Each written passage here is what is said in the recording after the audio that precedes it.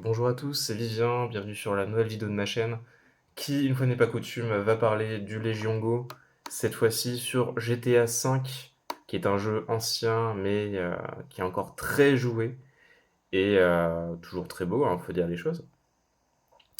Donc là, pour les besoins de la vidéo, je réinstalle le jeu, ça fait très longtemps que j'y ai pas joué, je me rends compte que ma save a été complètement écrasée, donc j'ai relancé une partie et j'en ai profité évidemment pour vos yeux ébahis créer une optimisation vraiment canon. Donc j'ai passé un certain temps quand même, hein, pour optimiser ce jeu cette fois-ci. Je suis revenu en arrière. En plus, c'est un peu compliqué parce que là, je vais vous faire gagner du temps, hein, parce que à chaque fois, il faut redémarrer le jeu. Enfin, c'est un peu un délire. Bref, je vous passe les détails.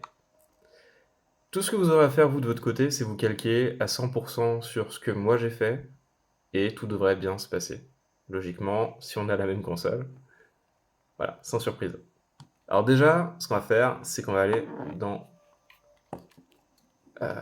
le panneau avec les options.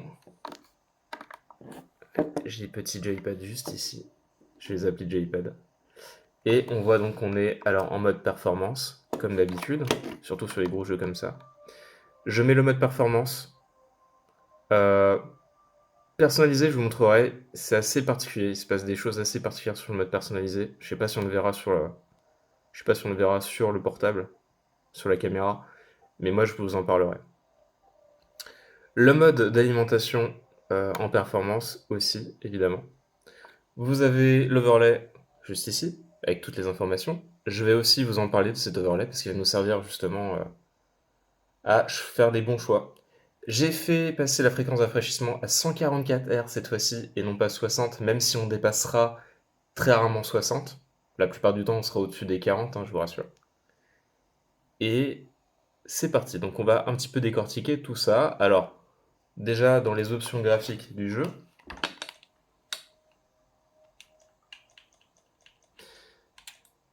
alors, au niveau de l'affichage, je vous laisse regarder ça, mais j'ai pas changé grand-chose.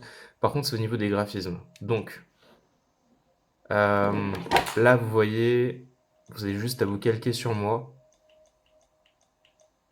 Voilà, faites une capture d'écran, je sais pas. Et après, je vous expliquer un petit peu les particularités que j'ai rencontrées avant de vous montrer le benchmark.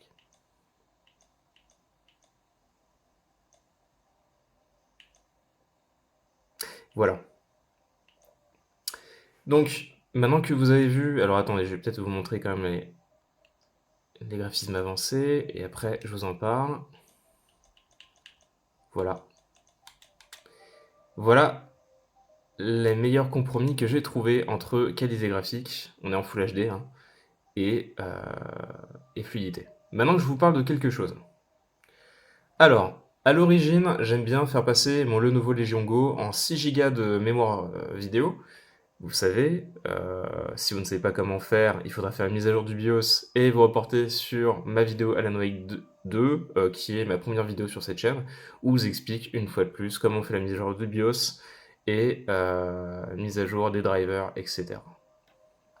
Bref, vous savez donc que avec cette mise à jour, depuis le BIOS, on peut changer la mémoire vidéo. On peut la faire passer de 3 Go de VRAM à 4, à 6 ou à 8.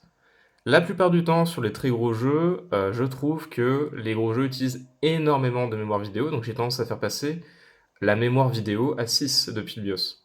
Sauf que GTA V est un peu plus particulier, il va demander plus de RAM que de VRAM.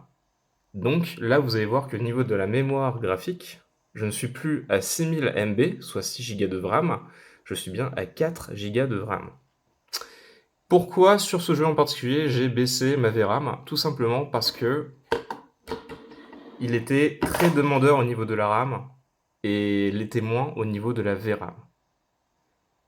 Donc, il a fallu que je libère de l'espace pour la RAM au détriment de la VRAM, mais ça n'a aucune incidence parce que vous voyez que on a quand même une sacrée marge au niveau de la mémoire vidéo. La mémoire graphique, on a une sacrée marge encore, donc là-dessus on est vraiment tranquille.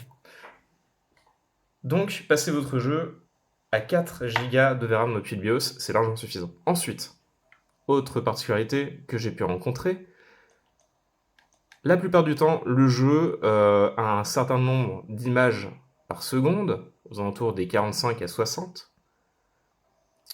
et Si je mets le jeu en synchronisation verticale adaptative, ce dont j'aime bien d'ailleurs, ça permet d'avoir une synchro verticale adaptée à l'environnement, bref. Si je mets cette option et que je mets 60 Hz, on peut le faire tout de suite, il va casser mes FPS. Alors regardez bien. Voilà, boum, les FPS sont descendus d'un coup. Il a tendance en fait à presque partager mes FPS en deux. Et ça, c'est à cause de la synchronisation verticale adaptative. Donc si vous mettez la synchronisation verticale adaptative, pour doubler vos FPS, faites bien passer la fréquence de rafraîchissement à 144. Pourquoi? Je sais pas. Donc s'il y a des personnes qui ont des idées, vous voyez que les FPS sont remontés. Si vous avez des idées, je suis tout à fait OK pour recevoir ces explications. Autre particularité que j'ai pu avoir dans ce jeu, ça concerne le mode thermique 30 watts. Donc là, je mets toujours en performance. Si je fais passer en 30 watts, et bah, je me retrouve avec un jeu qui n'est plus tout à fait fluide, avec des FPS qui sont beaucoup plus fluctuants, avec une image qui est, voilà, vous voyez ce que je veux dire, qui s'arrache. Je vais avoir des FPS plus hauts la plupart du temps, et en même temps des FPS beaucoup plus bas, donc vraiment un manque de fluidité absolument flagrant et un problème de stabilité au niveau des performances. Donc ça nous oblige à faire passer du coup le jeu, enfin la console, en mode performance, ce qui est largement suffisant, hein. Et vous allez voir que le jeu est beaucoup plus fluide. Plus fluide, plus stable, hein. Voilà. On a beaucoup moins de déchirement d'image. C'est beaucoup plus fluide, c'est beaucoup plus agréable. Et en même temps, ça me permet de vous montrer, du coup, la fluidité du jeu sous cette configuration-là, où là, on est à 45 images par seconde, avec beaucoup d'éléments. Donc vous l'avez vu tout à l'heure dans les options graphiques, on lésine pas sur les options. On est vraiment en Full HD, on est vraiment sur les options graphiques la plupart du temps élevées. Il n'y a pas de FSR. Donc le jeu est vraiment sublime. Beaucoup de détails à l'écran. Ça tourne comme un charme. 52 images par seconde, à pleine vitesse sur la route. C'est quand même fantastique quand un truc pareil.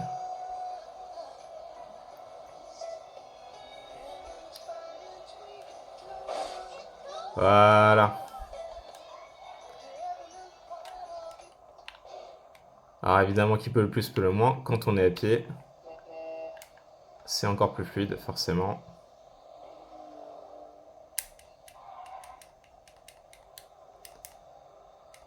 Alors moi, je joue jamais à GTA V, mais je trouve ça bizarre le fait de devoir smash le bouton A comme ça pour devoir courir. Je sais pas, je trouve ça particulier. Alors peut-être que j'ai rien compris à la jouabilité, hein.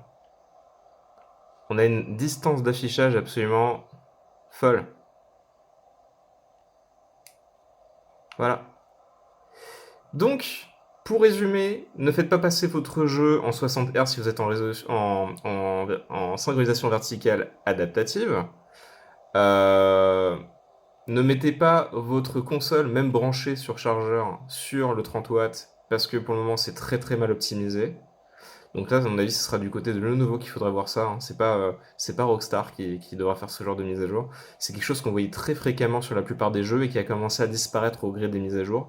Mais ça continue de se voir sur GTA V. Alors je ne sais pas pourquoi ce jeu-là en particulier. Mémoire vidéo, vous me la mettez sur 4. Je sais que c'est pas rigolo à chaque fois que vous changez de jeu, de devoir aller dans le BIOS et modifier ça. J'espère que Lenovo fera une mise à jour pour accéder à la mémoire vidéo plus rapidement. D'ailleurs, je me demande si ça n'avait pas été fait. Je vais faire un petit tour quand même, voir si ça n'avait pas fait ça, ça me parle. Ah oui, j'ai une mise à jour, incroyable! Une mise à jour qui vient d'arriver. Bon, attendez, je mets sur pause, on relance après. Alors vous voyez, bon, là c'est en train de s'installer. Bon, c'était pas du tout prévu, hein, forcément, on est le 22/12, je sais pas de quand date la mise à jour, je vais très rarement sur le Legion Space, mais comme quoi faut quand même le faire, parce que bon, aussi bien, vous voyez, aussi bien toute cette vidéo est obsolète dès sa publication, parce que peut-être, je suis pas au courant, mais peut-être qu'ils ont implémenté dans cette mise à jour des choses, des patchs majeurs ou j'en sais rien, des correctifs majeurs et peut-être même des correctifs qui concernent justement ce qu'on vient de voir. De toute façon, si c'est le cas, je vais upload la vidéo, hein. Et si c'est le cas, j'hésiterai pas à faire une petite mise à jour, bien sûr. Alors là, il me demande à ce que les manettes soient connectées à la console. Ok.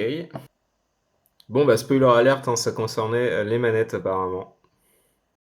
Et donc pour finir cette vidéo sur quelque chose qui n'a absolument aucun rapport, on est d'accord qu'effectivement, il n'y a pas encore, même suite à cette mise à jour, de raccourci pour passer, pour switcher entre les différents gigas de VRAM. Donc bah, j'espère que ça sera fait un jour. Pour le moment, voilà, moi je vais checker un petit peu ce qu'apporte cette mise à jour au niveau des manettes. Et puis moi je vous souhaite bah, une très bonne soirée. Voilà. Ciao et bonne fête bien sûr.